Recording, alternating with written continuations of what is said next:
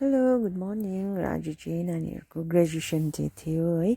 so स्कुलमा हल्का उनीहरूले चाहिँ ग्रेजुएसनको यस्तो ड्रेसहरू लाएर है फ्लन्ट गरेर सो आज चाहिँ उनीहरूलाई लास्ट उनीहरूको स्कुल भएको कारणले गर्दाखेरि चाहिँ उनीहरूलाई चाहिँ अब सर्टिफिकेटहरू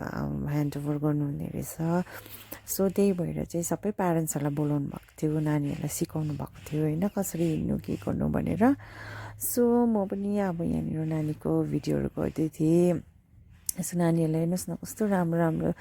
देखेको अब है उनीहरू फर्स्ट अब मन्टेसरीबाट चाहिँ उनीहरू ग्रेजुएट भएको सो किता मेरो छोरी पनि यहाँ हेर्नुहोस् न तान्दै हाँस्दै हो उसलाई पनि त्यो टोपी लुज भएर होला तान्दै तान्दै हो पनि मैले भन्दै थिएँ जानुहोस् बुवाकोमा बुवा पनि हुनुहुन्थ्यो सो उनीहरूलाई चाहिँ यहाँबाट राउन्ड लगाएर होला अब स्टेजमा सिधै उनीहरूलाई चाहिँ पर्फर्म गर्नु लागि राख्नुहुँदैछ मिसहरूले हो अन्त त्यहाँदेखि मेरो छोरी चाहिँ हेर्नुहोस् न टोपी तान्दै उसकोलाई देखाउँदै टोपी तान्दै गरिरहेको छ र उसको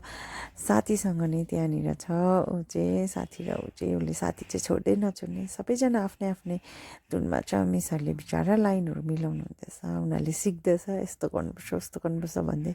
एक दुसरासँग गफहरू नै गरिरहेको छ हो अर्को नानीहरू त हेर्नुहोस् न बाई बाई गर्दै बसिरहेको छ मेरो नानी त बिजी हेर्नुहोस् न त्यहाँनिर गफ गर्नु यहाँ गफ गरिरहेको छ है सो त्यति भन्दै उनीहरूले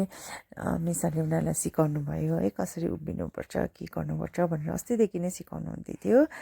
सो आज चाहिँ हाम्रो ह्यान्ड्सअपहरू उनीहरूले गर्दैछ जे मिसहरूले गराउनु हुँदैछ त्यो उनीहरूले गर्दैछ सो आज लास्ट डे भएर हो होइन कतिजना रुँदै पनि थियो यहाँनिर कतिजना आफ्नै धुनमा पनि छ है कतिजनाले चाहिँ इन्जोय पनि गरिरहेको छ र मेरो नानी चाहिँ इन्जोय गरिरहेको थियो अरू नानी चाहिँ मैले कतिजना धेरैजना देखेको थिएँ रुँदै गरेको है सायद उनीहरूलाई यस्तो झ्याउँ झुमझुम कतिजना मन पराउँदैन नि त नानीहरूले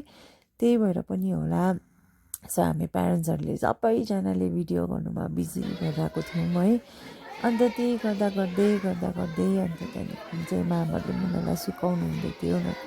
यसो गर्नु भनेर सिकाउनु हुँदै थियो सो अन्त अब त्यस्तै त हुन्छ है नानीहरू एक ठाउँमा बस्दैन अन्त त्यहाँदेखि चाहिँ त्यसले गर्दाखेरि चाहिँ सबैजनालाई उनीहरूकै पछि नै हुनुहुन्थ्यो अन्त सो त्यसो गर्दै अन्त त्यहाँदेखि चाहिँ उनीहरूलाई अब मिसहरूले राइम्सहरू भन्नु लागि पनि सिकाउनु भएको रहेछ हो सो उनीहरूले पनि राइम्सहरू पनि भन्नु लागि अब रेडी भएर बस्दैछ है प्यारेन्ट्सहरूलाई हल्का देखाउनुको लागि होला नि अब होइन प्यारेन्ट्सहरूको पनि प्राउड मुभमेन्ट हो है मन्टेसरीबाट अब उनीहरू एलकेजी जाँदैछ है उनीहरूको क्लास अब बढ्दैछ अन्त होइन अन्त कति खुसी लाग्छ नि है हामीलाई पनि सो उनीहरूले पनि अब क्ल्यापहरू गर्दै अब मेरो छोरी त टोपी नै तानिरहेको छैन टोपी नै तानिरहेको छ अन्त राइम्सहरू भन्नु लगाउनु भयो मिसहरूले सो उनीहरूले यो चाहिँ राइम्सहरू भनेको हात यस्तो गरेर चाहिँ त्यहाँदेखि चाहिँ आफ्नो धुनमा छ आँखा कहाँ छ हात चाहिँ चलाउँदैछ तर मुखले बोल्दै भयो भने त्यस्तै हो अन्त त्यस्तो गर्दै अब फेरि सबै प्यारेन्ट्सहरू हेर्नुहोस् न सबै आफ्नो आफ्नो ठाउँमा उभिएर भिडियो गर्नु मेरो नानी चाहिँ बोकिदिइरहेको छ बिचरा मैले चाहिँ भिडियो गर्नु बिजी थिएँ त्यसो मेरो सानो नानी चाहिँ प्रियङ्काले बोकिदिइरहेको थियो होइन तिमी भिडियो गर भनेर सो म पनि भिडियो बनाइरहेको थिएँ अन्त त्यहाँदेखि चाहिँ अब उनीहरूको लास्ट हो है अन्त त्यहाँदेखि चाहिँ लास्टमा चाहिँ अब थ्याङ्क यू भन्ने उनीहरूले त्यो assembly prayer thank you for the food we eat भन्ने एउटा एसेम्बली प्रेयर छ है उनीहरूको त्यही उनीहरूले गर्दै बसिरहेको छ सो त्यति नै हो अब उनीहरूको क्लास सक्यो आज लास्ट डे जति नानीहरू अब है मेसहरूलाई पनि अलिकति उयो हुन्छ आजदेखिको फ्री हुन्छ किनभने नानीहरूको सकियो आजदेखिको मन्टेसरीको चाहिँ अब फेरि मिसहरूले उनीहरूलाई लाइन बाई लाइन भित्र लानुहुँदैछ है फेरि प्यारेन्ट्ससँगै बोलाएर उहाँहरूलाई सर्टिफिकेटहरू दिनुहुन्छ होला सो कतिजना नानीहरू रुँदैछ है लुगाहरूले गर्दाखेरि उनीहरूलाई अप्ठ्यारो भइरहेको छ है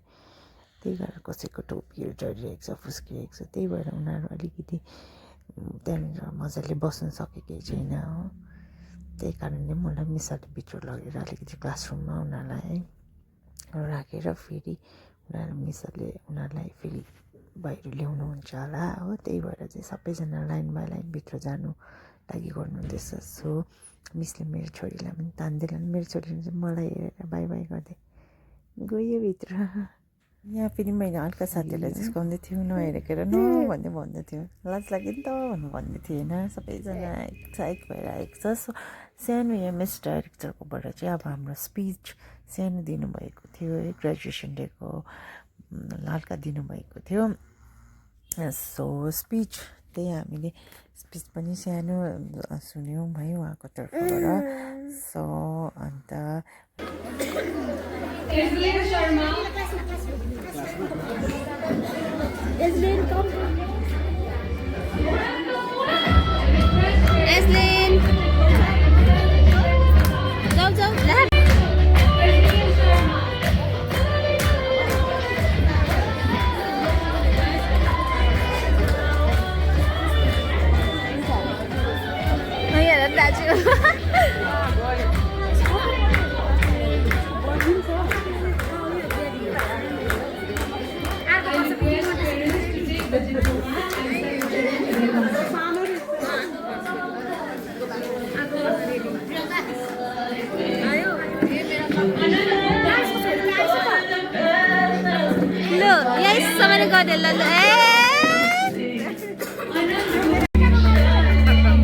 यसो गर्नु न